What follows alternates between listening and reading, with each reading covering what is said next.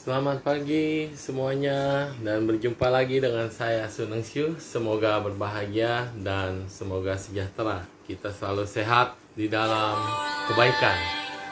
Di dalam Buddha Dhamma selalu ada kesempatan untuk berbuat kebaikan. Dan hari ini kita akan bersama-sama memancarkan pikiran yang baik kepada semuanya dan mengharapkan kebahagiaan ada selalu di tengah-tengah kita semua.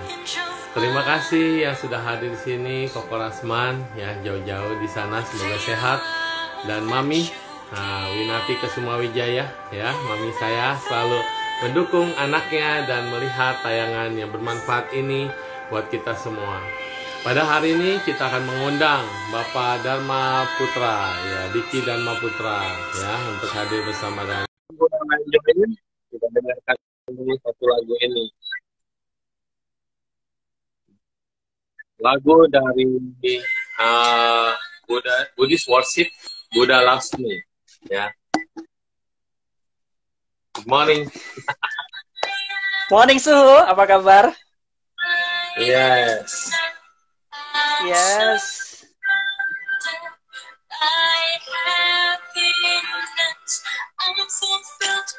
Jadi grogi nih Suhu nih, mau diwawancara.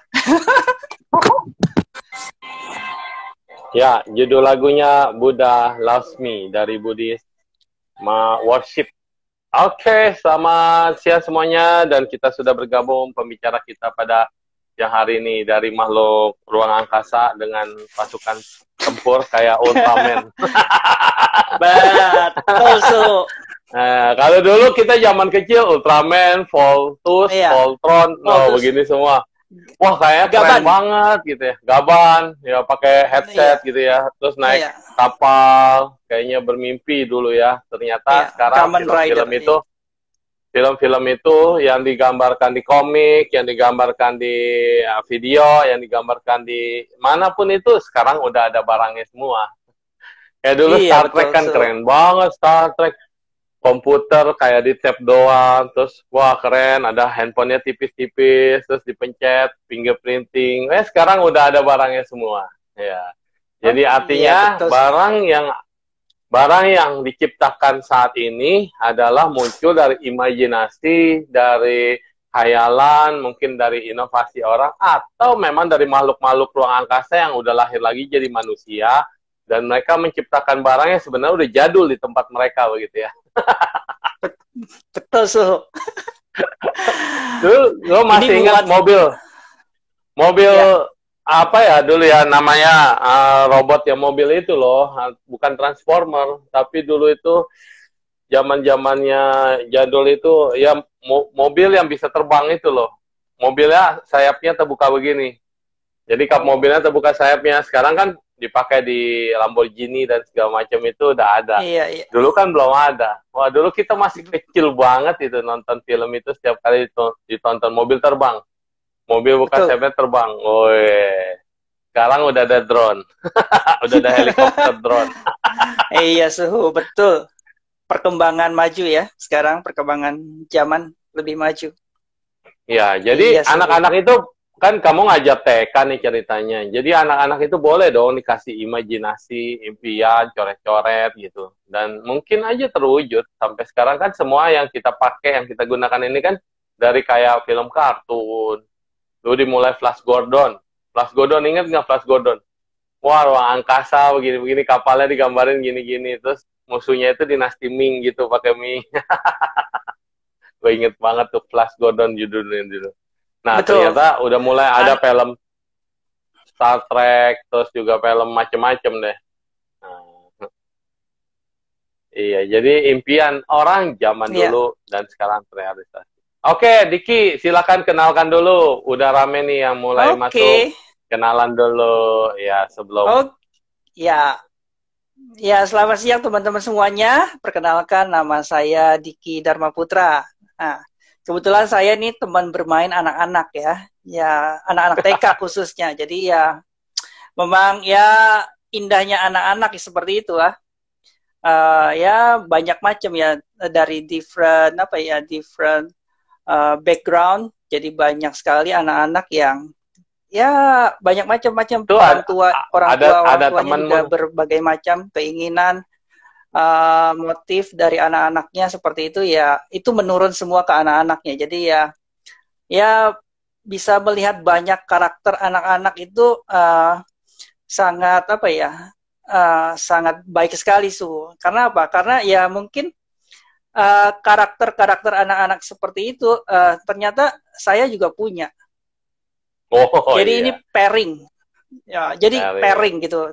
Jadi yang jelek-jelek di anak yang muncul jadi pairing ke saya, pairing. Jadi ya iya. memang saya juga punya hal seperti itu. Wah, ini Jadi anak-anaknya cermin pas nakal-nakal seperti ini jadi cermin kayak kita, gua pairing dulu nih. bener Iya. seperti itu. Nah, ada Ibu Guru Imelda Huang juga nih, join nama kita. Nah, sama-sama pencinta Oke. anak-anak. Aduh, dia sih Iya, disukai banyak anak. Iya. ya. Oke, Ya, jadi ceritanya jadi guru TK sejak kapan? Sejak kapan berubah jadi ngajar TK? guru TK sekitar berapa ya? Mungkin 5 tahun yang lalu. Oh, 5 tahun 5 tahun yang yang lalu lalu ya. ya mungkin karena Oh, terkondisi juga ya memang karena tidak ada yang mengajar. Iya, jadi ya hmm. sudah seperti itu Sisu. Jadi mulai mulai berkecimpung, ya mulai mengajar. Tadinya juga tidak nyaman ketemu anak-anak seperti itu, grogi juga ketika ketemu anak-anak. Ya setelah itu ya jadi nyaman dan keterusan Sisu. Ya karena Ya, anak-anak itu apa ya satu pernah sih ada bos saya ya waktu kerja dia bilang kenapa sih anak-anak Indonesia tidak apa ya kreatif. terbelakang, gampang iya, bukan terbelakang, gampang dipecah belah. Kenapa Ya, manusia-manusia di Indonesia gampang terpecah belah? Karena pendidikan dasarnya anak-anak tidak dapat. Kenapa anak-anak tidak dapat? Dari segi bahasa. Bahasanya tidak lancar. Bahasa yang membuat dia open minded itu mereka tidak bisa. Jadi bahasa ibu aja. Kebanyakan anak-anak di Indonesia hanya bisa belajar bahasa ibu ataupun bahasa daerah. ah, Jadi bahasa internasional mungkin Inggris atau Mandarin mereka tidak dapat mengakses hal itu. Jadi agak sulit ketika bahasa tidak dapat menjadi satu keahlian dari masing-masing anak seperti itu, tidak terdevelop dengan baik, makanya mereka tidak bisa open minded karena kan bacaan-bacaan itu banyak ataupun video-video motivasi personal growth itu banyak dalam bahasa Inggris. Nah, akses itu yang sebenarnya anak-anak tidak dapat sehingga dia akan sulit sekali untuk open minded. Makanya anak-anak Indonesia gampang dipecah belah karena dari sejak tapi dininya mereka setahu gua memang kalau di Jakarta ya, tidak bisa semua mengakses. dari kecil udah pada belajar bahasa Inggris loh. Bahasa Inggris, Mandarin kalau di Jakarta. Dari TK. Ini kan sebelah ini kan sebelah gua tinggal school kan, Iya, sekolah iya, anak-anak gitu kan. Iya. iya, Jadi artinya suhu kan melihatnya uh, ini anak-anak Jakarta pada aja. umum ya, pada umumnya ya. Iya, pada umum di daerah ya, pada dasarnya Hmm. ya. Jadi kendala di Yang bahasa. Oke. di bahasa seperti itu. Jadi bahasa, jadi Jadi kebetulan ngajarnya tantangan untuk anak-anak. tantangan buat Jadi guru-guru di daerah-daerah mungkin untuk pendidikan bahasa lebih diperhatikan dan kemudian bisa belajar lebih baik lagi. Dan itu sih betul, betul kayaknya sih. juga dari mental block. Dari anak-anak ini apa yang diinput kepada mereka sejak anak-anak itulah yang akan masuk ke dalam alam bawah sadar dan pola berpikirnya. Kayaknya sih begitu. Karena sekarang yang menjadi guru anak-anak ini kalau dia mau membuat anak-anaknya jadi baik, anak-anak itu pasti akan baik. Kalau dia mulai bukan maaf diracunin ya, tetapi kalau dia mau cuci otak, nah di zaman anak-anak ini Yeah. lebih bahaya kalau dia udah dicuci otak dari zaman masa kecilnya. Nah, jadinya kita harus lihat, Betul. perhatikan pendidikan kan ada yang formal dan non formal. Ada pendidikan yang di Departemen Agama, ada yang pendidikan di Departemen Pendidikan dan Kebudayaan betul-betul. Nah, jadi kadang-kadang banyak hal yang di Departemen Agama itu, kayak PAUD gitu, itu pendidikannya hanya fokus di agama. Nah, belum fokus di yang lainnya. Padahal harusnya nilai-nilai agama itu adalah nilai-nilai yang luhur. Nilai-nilai yang mengajarkan Betul. kebaikan. Nilai-nilai yang Yeah. mengajarkan kita ini adalah sama-sama manusia. Jadi mungkin kurikulumnya perlu diperhatikan lagi di dua bidang ini. Oke. Jadi Betul, tadi ya. tugas pendidik itu sangat tidak mudah. Tugas pendidik adalah memberikan input dan data di otak anak-anak. Nah, sekarang Betul. apa aja nih yang harus dikasih ke anak-anak? Boleh di-sharing kepada kita. Kan tadi kan kita judulnya nih insight. Insight ke dalam dan insight pencerahan dari dalam. Dan outside. Outside itu yang bisa kita dapatin dari luar atau yang kita pancarin keluar dan kita dapat outside gitu. Oke, bisa dibahas kita dalam 1 jam ke depan. Ya. Sebenarnya yang perlu diinput adalah teladan sih, Suhu. Teladan dan sebagai apa ya? Teladan dan good character ya, Suhu ya. Bahwa ya sebenarnya ketika kita sebagai guru sebagai guru lah, guru anak-anak itu ya kita hanya sebagai teman bermain aja, Suhu. Ya memang menginputnya secara tidak langsung dengan bermain, mengajarkan yang benar sambil mungkin nyanyi-nyanyi, dengan juga kita misalkan bisa memberikan senyuman, berlatih senyum seperti itu juga bisa seperti itu. Mulai dari hal-hal seperti itu. Mengapa guru TK penting, Suhu? Suhu masih suka masih ingat lagu Balonku Ada 5? Kontroversial, bro. Iya. Itu dipermasalahin itu. Permasalahin. Sejak kapan Suhu belajar itu? Lama kan? Dari TK. Iya kan? Iya. Sulit sekali ketika itu udah ada yang salah. Misalnya ada yang salah, mengimprint otaknya, udah diulang-ulang. Konsistensi dinyanyikan berulang-ulang selama berapa tahun seperti itu, dalam 2 tahun 3 tahun anak-anak belajar. Nah itu mengimprint sampai kita sekarang, betul nggak Su? Sampai balon yang pecah pun kita masih ingat kan balon apa? Nah itu kan warnanya padahal salah. Iya kan? Nggak ada warnanya yang disebutin. Iya disebut. Itu makanya menginput data ya memang ya ketika golden age-nya anak-anak seperti itu sih Su.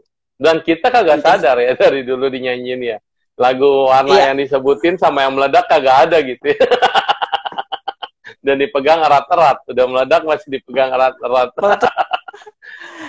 Iya Su. Jadi kita memang secara tidak sadar langsung terus karena itu ada konsistensi, ada pengulangan.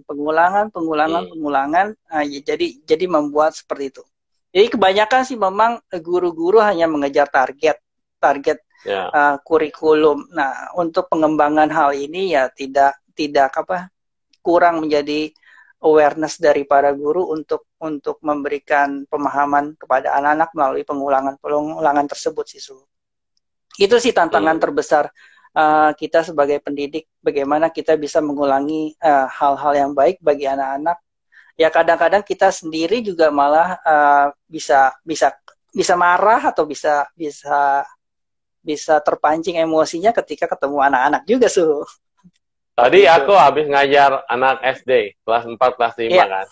Nah, mereka bilang, mau sekolah atau mau tetap libur? Sekolah gitu kan. Waktu kemarin mau sekolah bilangnya mau libur. Terus kelamaan Suhu katanya sekolahnya liburnya kelamaan. Emang kenapa? Nggak enak. Kenapa nggak enak? Nggak bisa ke mall. Terus mama nggak sabar. Di rumah katanya bosan nggak ketemu teman. Kan saya bilang ini ketemu nih teman-teman tuh lihat tuh. Virtual katanya. Anak-anak kan pinter-pinter loh. Terus saya bilang iya. Jadi sekarang kalian pada mau sekolah lagi. Iya, gitu ada kompak. Nah, itulah manusia. Di saat kita sekolah pengennya libur, dikasih libur panjang pengen sekolah. Iya. Memang ketika berkumpul bondingnya beda Suhu. Ketika kita ada kegiatan offline itu bondingnya memang beda. Rasanya sih beda, memang beda banget lah. Seperti itu. Ya, seperti itulah. Jadi banyak hal sih ya. Dari hal melihat anak-anak juga banyak belajar ya. Banyak hal yang bisa kita pelajari seperti itu. Ya, termasuk tentang emosi. Kalau kayak emosi seperti ini ya Su. Tahun lalu saya kena serangan jantung Su. Oh ya? Tahun lalu. Iya. Wah, masih muda, kurus. Iya. Muda dan kurus ternyata bisa juga ya, apalagi diriku. Ya, tahun lalu itu kena serangan jantung. Serangan jantung, tapi ya bulan bulan April. Jadi seminggu setelah pemilu. Nah, itu kena serangan jantung. Rasanya ya memang ya setelah di flashback sebenarnya banyak hal-hal yang sebenarnya patut disyukuri juga, Suhu. Jadi saya udah merasakan serangan-serangan itu seminggu sebelumnya. Bahkan mungkin Sakit-sakit, 2 minggu sakit-sakit keringetan, seperti itu. Iya, keringetan keringetan. di dada nggak enak ya, kayak masuk angin gitu ya, keter-keter Iya, gitu. iya sakit seperti itu. Jadi dada itu terasa sakit, tidak nyaman. Itu sekitar 2 minggu. Sudah berkala, sudah kena, sudah merasakan rasanya tidak nyaman, tidak nyaman. Nah, Uh, nah, ketika puncaknya ya memang setelah habis pemilu, rasa itu munculnya lebih kuat dan lebih intens. Ya setelah itu ya muncul. Setelah terjadi ya patut juga disyukuri bahwa saya masih selamat, masih bisa hidup, nah, gitu kan. di ring atau di bypass, bro? Di ring satu bersatu. Di balon ya, di balon ya. Di balon Ya. satu karena sumbatannya sudah 100% kata dokter. Waduh, Karena mungkin 100%. udah 100%, jadi dia udah putus. Jadi udah putus tidak bisa. Jadi katup jantungnya memompa, tapi aliran darahnya Nggak ada isinya. nggak ada isinya ke sana. Iya, nggak masuk ke sana. Jadi ya. Berarti udah mendekati koma atau sudah koma? Keburu selamat. Belum. Masih keburu sadar, selamat. Masih kuat. Masih sadar, masih jalan, masih sadar, masih kuat, masih jalan seperti itu, masih jalan, masih itu. Cuman memang sakitnya itu sakit sekali, Su. Jadi beberapa hari sebelumnya kan masih berapa durasinya berapa menit ya, jadi mungkin berapa jam baru pengulangan. Nah, ini konstan, Su. Konstan dari jam terakhir sakit udah mulai kerasa jam 7 malam, jam 11 mulai. Terus konstan sampai dia pagi hari sakit. Jadi terus sudah sih, ngomong begini benar-benar ngingetin gua ini bukunya Brian Weiss. Keajaiban ya, Su, ya. That experience. Iya, that experience, orang yang udah hampir lewat lah, kalau nggak ketolong pasti lewat itu kan. Nah, jadi masih ada waktu jeda, waktu sadar dulu kan, waktu sadar nih 2 minggu itu kan waktu sadar. Tapi kita udah ada sign, udah ada tubuh sign kasih tanda-tanda, kita nggak perhatiin. Terus ada waktu kritis, waktu harus golden time namanya. Nah, terus habis itu ada waktu operasi dan dokter masih kondisinya bisa dan semuanya lancar. Udah 100%, nah hambat. Itu sih miracle banget loh. Banyak orang udah nggak sempet lagi, kayak temen saya, si Budia dulu, teman satu sekolah, udah nggak ada sempet babi bu bea bolai, udah langsung bye-bye. Beneran. Iya. Iya. Dia rasa nggak enak, Mi, mau pergi nih ke kantor. Tapi dia bilang, Mi, aduh, duduk dulu lah, dia bilang, duduk dulu, minta minum, kasih minum, jalan. Kaget, shock keluarga yang mana anaknya masih kecil. Benar, you also gave a miracle, man. Iya. Iya, Su. Jadi jam 11 itu sampai pagi hari waktu ketika dioperasi ya, sebenarnya kata dokternya sih memang sempat kritis, tapi saya merasa tidak apa-apa. Masih bisa ngeliatin. masih ya kan disuntik supaya bios, agak ngefly aja, dibius seperti itu. Yang ngefly aja masih bisa lihat masih bisa lihat monitornya, masih lihat oh ya dokternya sedang mengerjakan ini gitu kan. Tapi ya memang kata dokter sempat agak lama operasinya karena kritis katanya. Tapi saya merasa nggak seperti ada apa-apa itu sih, Su. Nggak ada apa-apa, santai-santai aja. Tapi jangan-jangan karena lu sering meditasi, jadi waktu badannya dioperasi, lu nya udah keluar dari tubuh jangan. Nggak tahu. Lihat monitornya itu bukan dari badan, bro, dari luar gitu. Bisa jadi kali, Su. Nggak itu. Jadi jadi throwback lagi sih, Su, ketika setelah selesai ternyata ketika tahun 2000 itu mulai meditasi, meditasi ketika memang sensasi tubuhnya keras sekali di apa di Di dada. dada. Panas, ya, di dada panas sekali, panas dan kayaknya tebal, tebal. Perasaannya tebal gitu. Gimana untuk melihat sensasi itu, melihat ke dalamnya itu sangat-sangat sulit. Sakit, panas dan kayaknya ketika meditasi itu nggak bisa apa ya, nggak bisa tegak. Dia mesti agak Tunduk. lurus tuh gini, sampai tunduk gini karena sakit dan rasa panasnya tidak nyaman. Nah, itu sebelum operasi kan? Sebelum operasi apa sesudah? Sebelum. Oh, itu itu sesudah operasi. Jadi teringat sesudah lagi bahwa operasi? iya, jadi ada ingatan muncul. Oh, tahun 2000 ternyata saya sudah mengalami hal ini. Udah ngerasain, iya. Udah retret sudah merasakan itu. Cuman kita bandel ya, jadi nggak tahu, nggak pernah check up apa nggak pernah seperti itu. Jadi memang ya kita abaikan aja sinyal-sinyal seperti itu. Dan anehnya lucunya saya ini saya nulis. Iya. Saya nulis ini yang kayak ya, saya nulis tahun mulai tanggal 4 bulan 3 2019. Bulan 3 itu satu. Enggak, saya 3. Enggak. Iya, tanggal 4 bulan 3 tahun 2019 saya 2019. Mulai nulis. 2019. Nulis, saya cuma nulis kenapa nggak tahu, entah kenapa saya mau nulis I'm sorry, please forgive me, thank you, yang I love you. Itu. Ya, Ho'oponopono sehari 2 kali. Jadi saya pagi saya nulis 1 lembar, seperti ini, dan malam harinya juga nulis seperti itu. Entah kenapa ada keinginan untuk nulis. Jadi tantangannya. Jadi sebelum tanda-tanda itu dikasih, lu tuh udah mulai memancarkan pada body sebenarnya kan? Memancarkan kasih sayang, I'm sorry, forgive me, I love you, and satu lagi apa? Please forgive me. I love you. I'm sorry, please forgive me. I'm sorry, please forgive me, thank you. Itu 4 itu udah kita pancarin dulu sebelum kita merasakan betul-betul tanda sakit di tahun 2000 ya. Berarti 2019 tuh udah ada started. Sebenarnya tubuh kita mah udah mengeluarkan sign sebenarnya. Otak kita udah bekerja, tolong kasihani tubuhmu gitu ya. Nah, terus kemudian baru di tahun 2000 baru berasa sakit-sakit, dan operasinya tahun berapa itu kambuhnya tadi? 2019. 2019 operasi? Iya, operasinya. Tahun kemarin Opononya.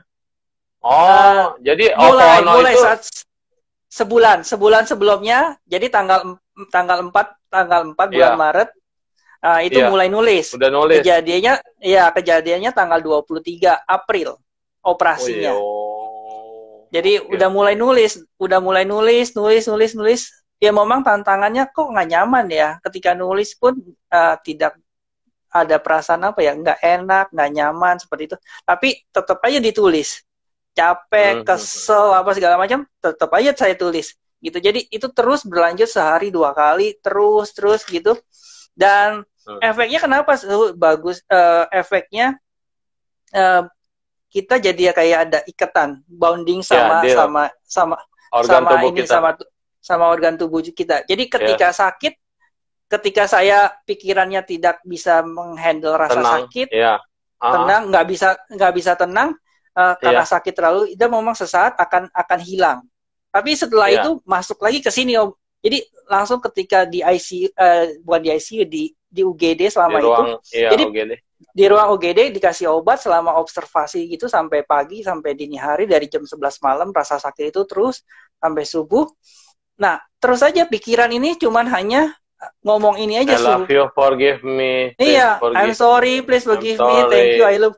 Pikiran hanya mendeteksi ke situ aja, hilang jeda sedikit kalau dia sakit. Sakitnya nggak ketahan, sakit hilang sebentar, terus tapi dipaksa lagi pikiran untuk masuk ke pengulangan ini, Jadi ya entah ketika dia dioperasi pun seperti itu, sampai di ICU pun seperti itu. Ternyata ketika di ICU ya, saya baru ngerti bahwa saya ini nggak mencintai diri saya sendiri. Aneh banget.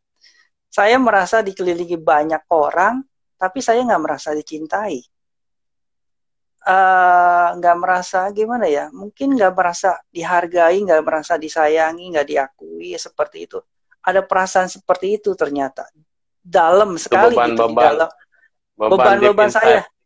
Deep inside-nya nggak kerasa, maksudnya kita normal-normal aja. Iya, waktu kita lagi sadar, kita sadar kayaknya nggak ada masalah ya. Tapi di Iya, saat betul. kritis itu, justru tubuh kita teriak gitu. Ternyata tubuh ini tidak disayangi. Sampai pikiran Iya, berkata, aku yang tidak disayangi. Aku iya, yang jauh. Wow, betul, great. betul.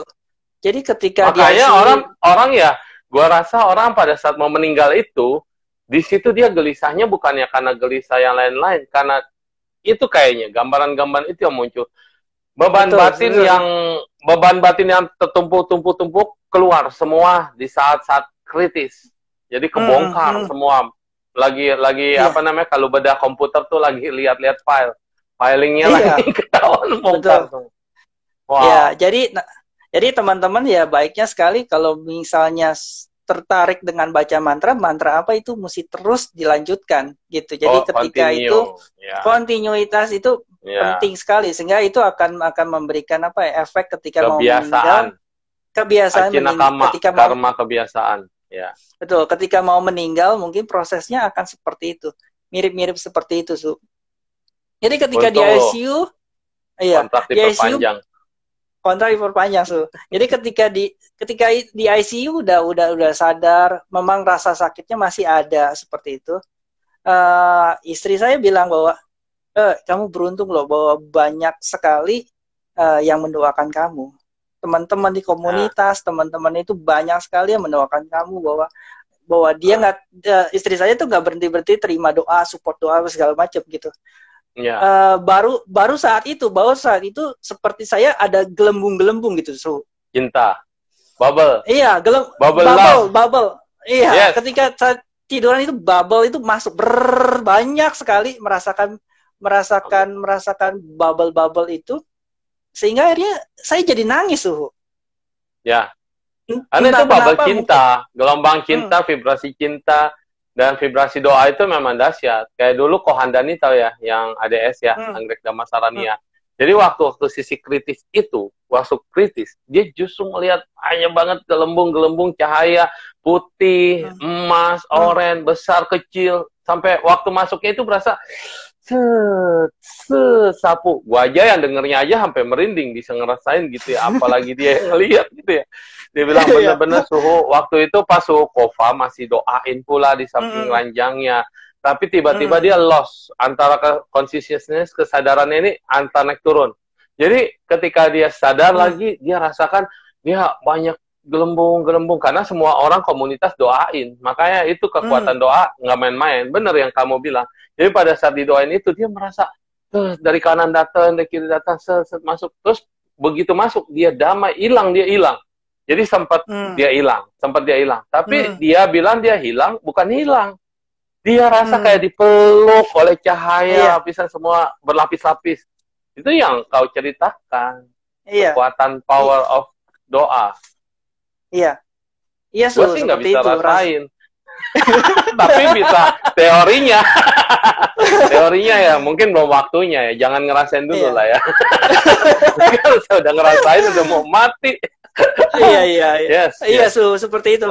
Kayak gitu. Jadi ya gelembung-gelembung itu muncul dan Ah, itu memberikan apa ya, kesejukan gitu, perasaan yang nggak bisa ditahan gitu. damai. Ketika itu, Ya, ya. iya, beban itu jadi kayak seperti luruh. Jadi Ah, luruh dia ah. keluar. Jadi air matanya keluar keluar secara otomatis. Dia Ya, keluar I seperti know, itu. I know. Ya. Oh ini toh yang dirasakan apa? Dinamakan merasa Pelepasan, merasa ya pelepasan. pelepasan, Yes, merasakan cinta, merasakan cinta. dicintai, bahwa cinta itu masuk ke dalam dalam tubuh kita. Itu Gue ke air mata nih, momen-momen bro. Merinding. momen-momen yang ya memang itu di ICU. Ya sempat istri bilang bahwa di sebelah tuh aduh kasihan banget, lost gitu. Maksudnya koma, sampai dia koma karena tidak sempat dilakukan tindakan. Jadi mungkin karena rumah sakit atau dia mencari rumah sakit, lost di jalan, sempat sudah koma. Beruntungnya sekali saya ya masih bisa, masih sadar ketika masuk rumah sakit, sadar masih bisa jalan pun masih seperti itu, Su. Terima Inilah kasih. kekuatan dari kebaikan. Ini vibrasi langsung live Ah, kesaksian tuh. Aduh, ngocor terus nih. Masa nangis nggak lucu ya? Ya, ya, iya, iya, ya. iya, Su. Vibrasi. Vibrasi itu artinya ketika orang baik atau kebaikan yang tanpa kita sadari, kita sudah tanam. Di saat itu mungkin kita bilang, tuh saya udah ikut ini, udah ikut program ini, udah ikut pemulihan, udah ikut apa, tapi kok beban itu kayaknya masih ada. Terus saya rasanya nggak ada perubahan. Oke. Kayaknya saya masih apa ya, masih ada yang ngeganjel. Oke. Kayaknya masa sih bisa begini begitu, itu teori kali. Nah, ya memang pada saat kita masih hidup, pada saat kita masih segar, pada saat siapa, kan ada yang namanya kasar sama lembut. Kasar ini karena sifat kita, karakter kita, kebiasaan kita itu belum mampu merasakan sensasi. Jadi kita dibilang tubuhnya masih kasar. Nah, begitu kita sudah masuk ke tubuh halus ya. Ini kan mau mati urutannya sama tubuh halus. Ketika kita menghadapi tubuh halus, sensasi-sensasi yang tadi nggak kelihatan, doa lah, getaran lah, perhatian lah, cinta lah, bisa jadi kelihatan. Kan aneh gitu, saat kita kuat, saat kita kasar, kita nggak bisa rasain, paling getar-getar doang, paling hangat-hangat doang. Tapi di saat kita sudah mulai masuk vibrasinya ke halus, ternyata itu luar biasa. Dan betul, itu, aduh, gimana ya, kalau cerita gini, aku tuh paling banyak cerita-cerita kayak gini, karena dari SMP tertarik meneliti near death experience. Jadi kayak bukunya Profesor Ian Stevenson, 21 Case of Reincarnation. Nah, itu aku juga suka baca.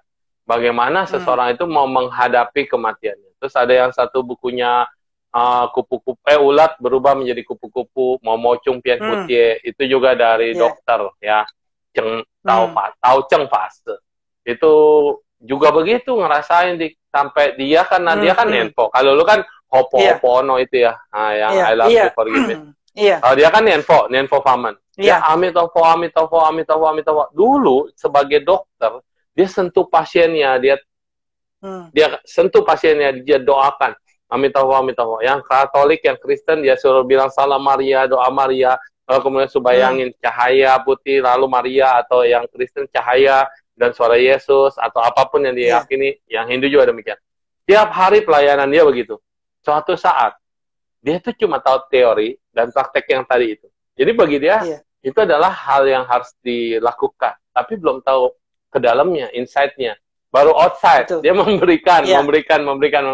Nah, suatu saat dia sendiri kena kanker. Saat dia kena kanker, baru dia ke dalam, baru dia insight. Nenfonya buat ke dalam. Dia sentuh tubuhnya, dia rasa Amitofo. Ya kan, mungkin karena yang 4 kata rahasia itu sama sih fungsinya, tapi dia belum tahu. Jadi dia hanya kalau Amitofo, cahaya emas. Masih belum masuk ya channelnya. Begitu sampai ke halus, dia bisa lihat betul-betul Amitofo, cahaya terang dan segala macam, dan dia terpesona. Dikasih pemandangan Cilesece, surga. Lalu dia lukiskan pakai darah dia. Pakai darah dia, dan dia bisa melukis Amitofo itu, walaupun nggak kayak Amitofo, tapi dia bilang ya bentuknya kayak gini, dan semuanya selalu emasnya, dan cahaya itu betul-betul. Makanya dia bilang ada tate merah, tate kuning, warna kuning, tate putih, warna putih, tate yang lain kan warnanya berbeda-beda. Dan cahaya juga ada berbeda-beda. Jadi memang orang itu harus masuk sampai level deep dulu ya. Baru dia bisa merasakan apa itu cinta, apa itu beban, apa itu yang namanya kesepian. Kamu tuh nggak ada apa-apanya. Doa-doa kita ini sekarang kalau lagi sehat didoain, ya sia-sia. Tapi saat detik-detik itu, bener-bener loh. Doa itu yang dibilang vibrasi nggak main-main. Dan kau sudah melakukannya. Kalau saya dulu waktu kecelakaan yang umur 21 itu, yang sama Bantiaga Dipo. Jadi waktu aku kan nyopir kan, nah begitu mobilnya terbalik dari atas, momen detik yang harusnya jatuh itu boom gitu. Di situ aku berasa kayak kapas ringan, bener seringannya, dan bener-bener kayak dimensinya langsung gitu. Jadi kayak lambat, slowly, very slow. Dan I'm lighting. Makanya aku pikir aku udah mati. I'm lighting. Sampai tiba-tiba empuk. Taunya Bante gue tiba. Waduh. Berarti lama tuh prosesnya tuh ya. Soalnya 1 tahun sampai dia recover itu 1 tahun. Cuma kan kita selama 1 tahun itu nggak tega, rasa bersalah, feel guilty itu ada gitu. Setiap kali ngeliatnya, aduh gara-gara gua, sampai benar-benar meditasi pemaafan.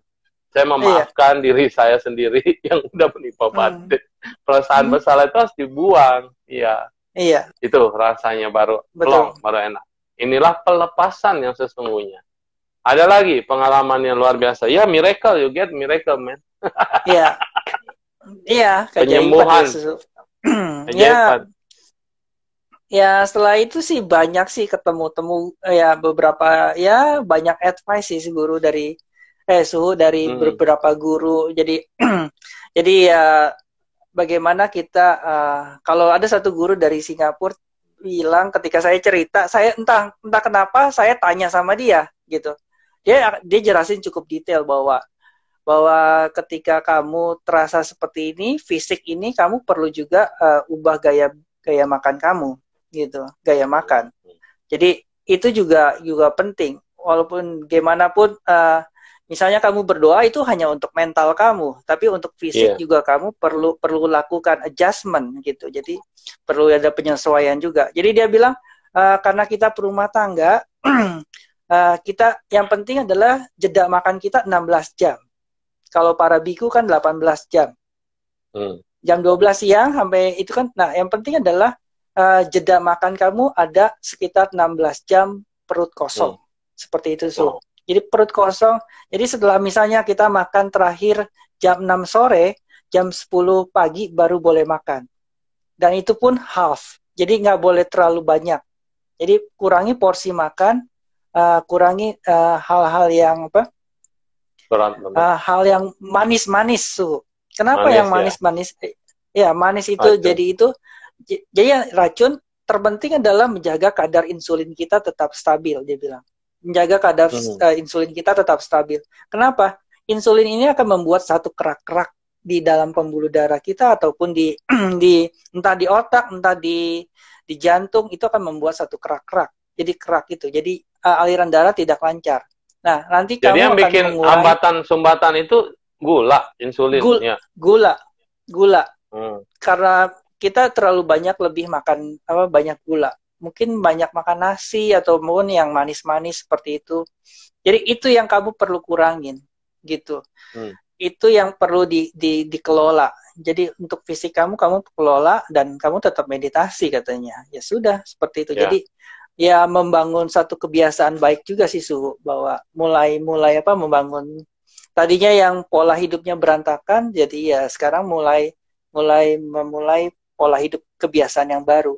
Jadi yang dilakukan juga misalnya pagi-pagi, jadi bangun tidur itu saya 1 jam mulai mencoba bahwa 1 jam itu tidak langsung terkoneksi dengan internet atau dengan HP.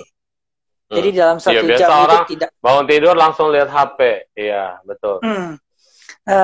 Ternyata ketika terkoneksi dengan HP internet, pikiran kita itu dari gelombang yang deep karena baru bangun tidur, dia langsung masuk ke atas, langsung terkoneksi, langsung high. Dan itu prosesnya sangat cepat ketika terkoneksi dengan internet. Kaget. Jadi nanti emosi kita akan nggak stabil. Kebiasaan itu akan terus, padahal kebiasaan kecil karena kita melihat internet. Nah, itu menjadikan emosional kita nggak stabil. Nanti tergantung dengan situasi segala macam. Situasi yang di luar. Jadi kita akan terkoneksi akan lebih cepat. Karena kita nggak bisa saring, kita nggak bisa filter ketika media sosial itu masuk terimbas ke kita seperti itu. Jadi ketika itu satu jam tidak melakukan apa-apa. Jadi 1 jam itu tidak melakukan apa dengan terkoneksi dengan internet. Yang pertama dilakukan adalah saya minum air 2 gelas. Terus saya minum itu juga. Hangat apa dingin? Saya sih normal aja sih.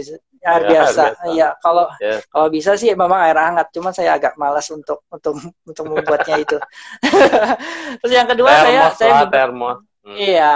Yang kedua adalah saya minum itu minyak kelapa. Minyak kelapa Oh, ternyata coconut bagus. oil, Minyak, virgin oil, iya, virgin iya coconut itu oil. iya, itu bagus untuk pencernaan kita. Jadi saya minum itu dan Tapi setelah itu dulu saya aku mulai minum lama-lama enek tau, bosen, enek. Ay, ya, kagak, enggak itulah enek gitu. tantangannya, Su. Tapi Iya. enggak juga sih, Su. Sekarang sih mungkin lebih light. Kalau yang sekarang lebih light Oh, rasanya. ada yang baru ya. Iya. Ya, ya lebih light, lebih putih, lebih bening, jadi rasanya wangi aja, wangi kelapa gitu aja. So, Oh, udah kayak kalau dulu kan benar-benar kayak kayak, ada kayak, iya, yang pertama-tama hmm, dulu. Iya, iya betul. dulu. Akhirnya Nah, saya stop tuh kebiasaan itu. itu bagus bagus untuk pencernaan, Su. Nanti akan Oh, membantu jadi pencernaan licin kita akan ya, lebih dia bagus. smooth ya. Yang sakit Semut. mah juga mungkin Iya, ketolong karena dia terlapis iya, ya. iya. Hmm. Dia akan Kayak kita eh, per, perosotan ada minyak sama nggak ada minyak kan beda ya. nanti akan jadi apa?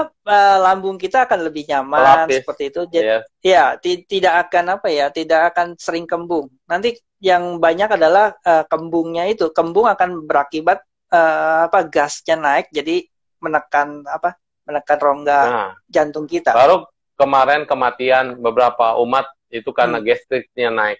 Gas naik, Ya, panas, nggak bisa napas, lewat.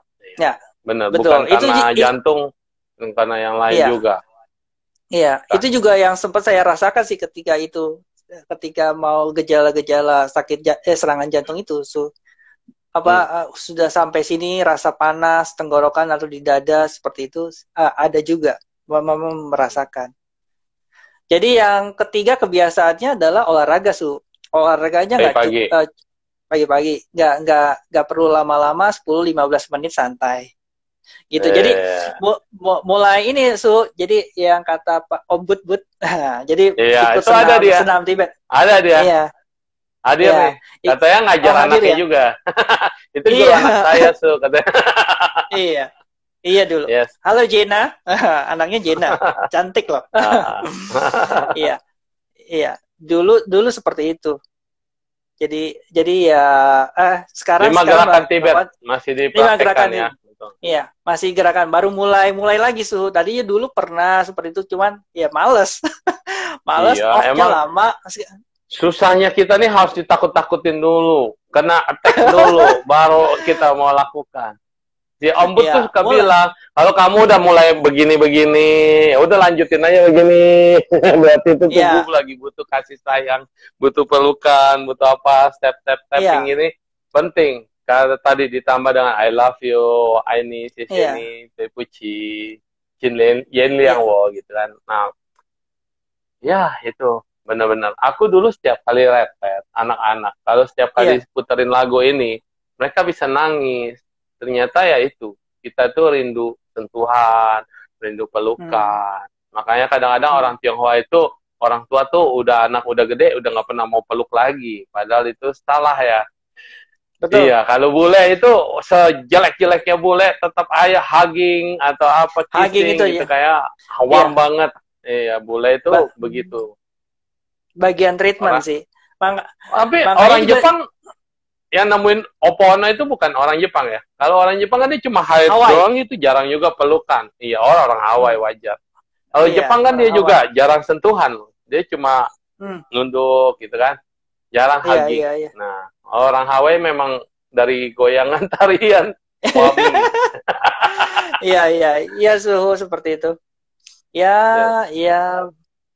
Ya seperti itu, habis senam ya saya mulai duduk itu namaskara suhu. Namaskara cewek. Nah, jadi kakinya model kayak namaskara cewek gitu. Ya sambil ya terus, kalau itu ya ke bawah bersujud. Ya kayak sujudnya orang muslim lah. Iya, seperti itu. Jadi itu ngeratain kakinya seperti yang dia ngerata, terus nanti baru setelah itu baru namaskaranya modelnya model yang ini, model apa yang kayak cowok kakinya, jengkengnya kayak gitu. Jengkeng, ya. Nah, iya jengkengnya itu kayak menarik. Gitu, iya. Iya. Ini Renata terus katanya Renata. Oh iya. Iya, Renata murid saya tuh. Oh, Iya, luar biasa. iya.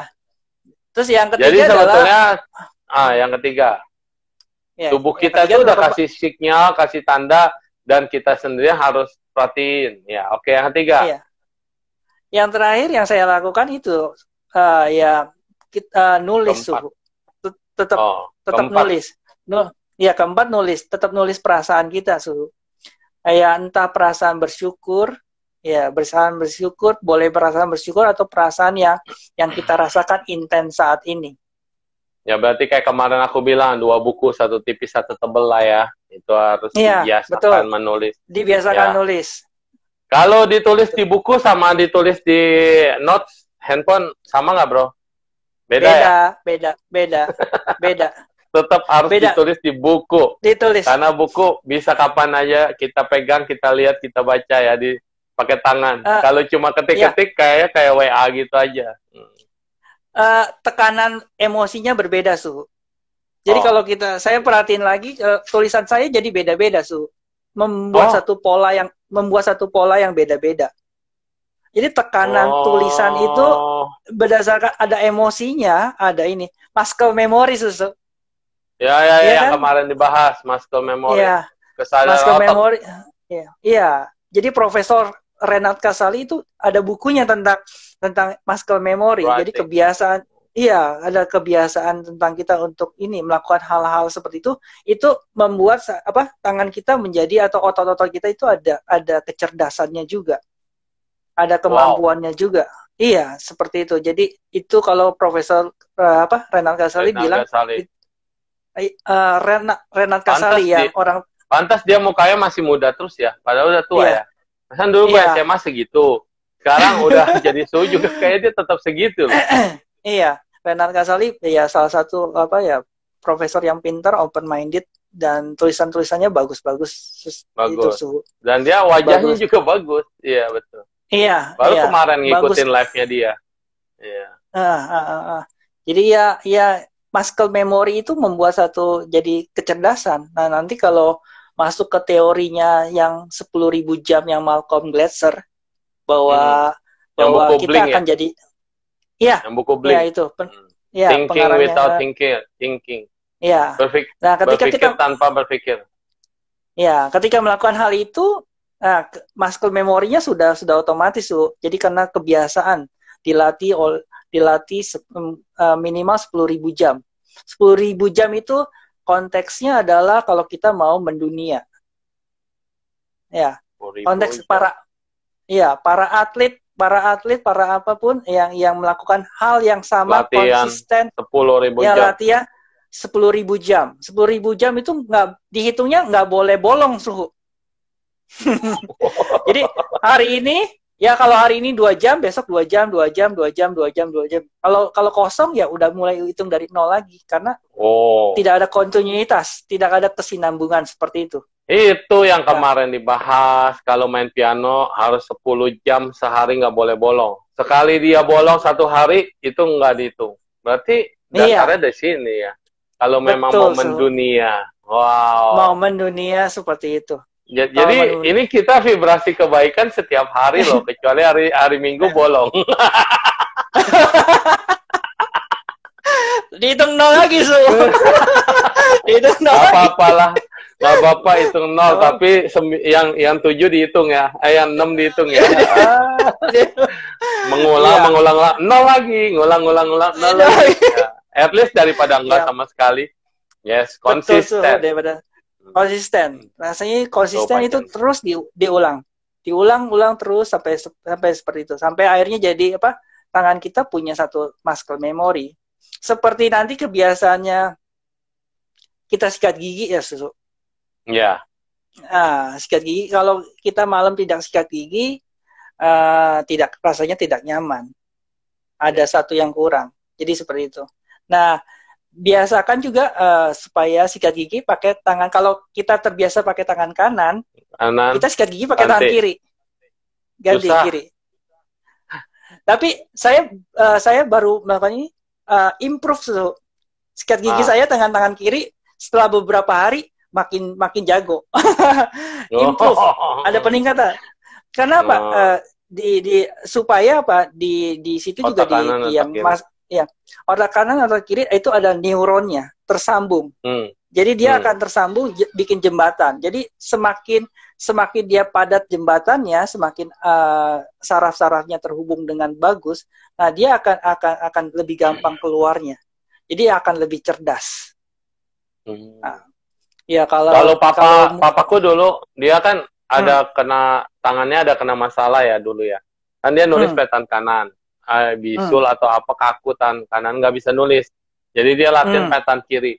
Terus tulisannya jadi bagus, tangan awal-awalnya agak susah, tapi lama-lama jadi bagus dan dia biasa kidal. Jadi sekarang udah dilatih kidal, dia biasa kidal. Terus begitu ini udah sembuh, dia latih lagi nulis bisa 2. Iya. Jadi emang iya, jadi memang bisa dilatih, semua itu nggak ada yang nggak bisa dilatih ya, tergantung kita aja. Iya. Itu kalau di film silat itu Copetong. Ini ngomong begini doang udah 50 menit loh. Iya. Copetong kan nonton Copetong kan Weceng. Tahu, bocah tua nakal kan saya. Nah, itu kan bisa kanan kiri tuh. Dia bisa kanan kiri dia belajar ilmunya. Iya. Iya, jadi memang jadi jurus apa tuh? Tongkat memukul anjing. Iya. Itu Ancitong Suhu. Ancitong. Gitu. Copetong. Iya. Sama Copetong. Sama ya? Satu perguruan sih dia ya. Iya, Weceng. Racun barat, racun timur. Racun timur. Iya, Jadi ya memang kebiasaan itu menulis itu penting. Mungkin zaman dahulu kalau saya baru nge-refresh lagi, zaman dahulu itu orang menulis menyalin kitab kan tidak pakai mesin, pakai maupi. Ditulis kan ya, pakai maupi, iya. Ditulis, dan itu kayak itu Tipitaka lembar kertasnya panjang. Nah, itu tulisannya itu kan nggak ada garis-garis. Kalau sekarang kan orang garisin dulu gitu ya. Iya nggak. Jadi waktu nulis di otak kita, di pikiran kita itu udah ada garisnya. Terus nanti mau dibagi berapa? Mau dibagi satu garis itu mau dibagi berapa huruf gitu kan. Dan itu juga otak kita yang bikin kotak-kotaknya. Nanti dia tinggal tulis, salin terus. Dan bisa lurus, bisa sama. Itu butuh meditasi dan konsentrasi. Dan kalau ada coretan salah, ulang lagi. Betul. Iya. Menulis itu jadi menulis, mata akan membaca, telinga akan mendengar. 3 aspek itu yang bisa. Ini cara belajar aku di Taiwan waktu belajar Mandarin. Jadi nulis, mata melihat, tangan menulis, mulut baca, kuping mendengar. Terus hafal. Iya. Itu.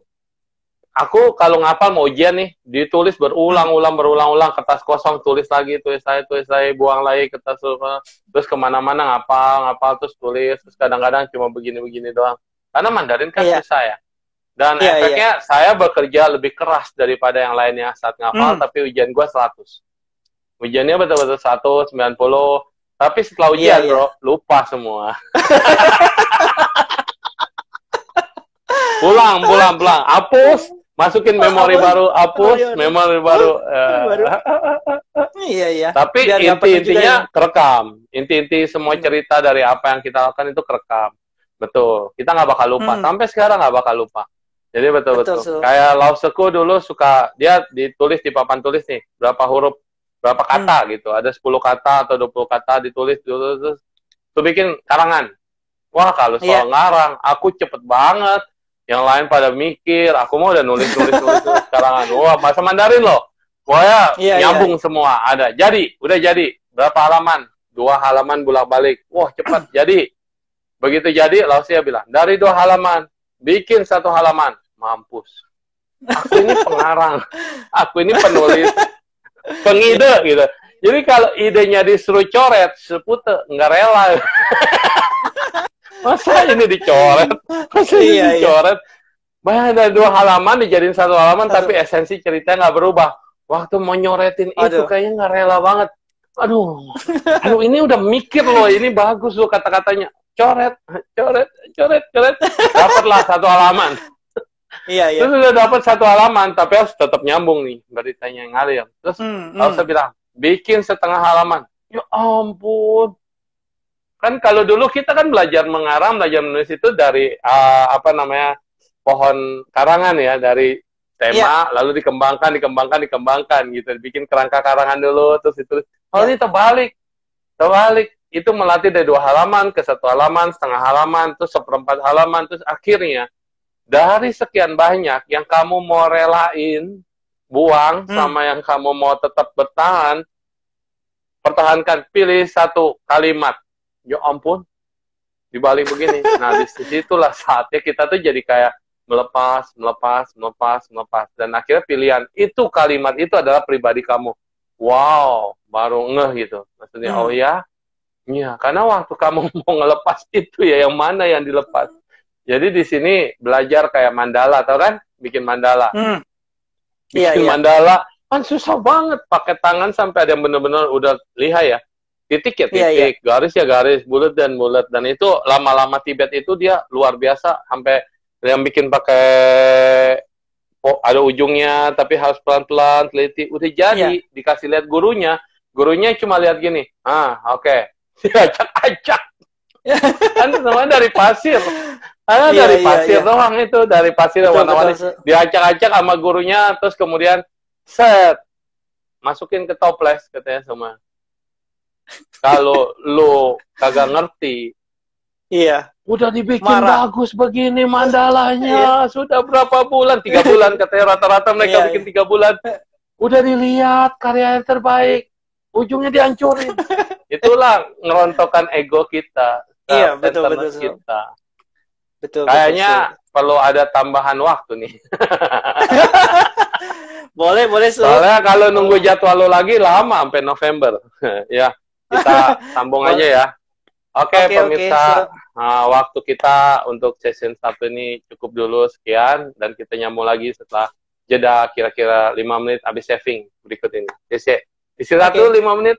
Ya, thank you.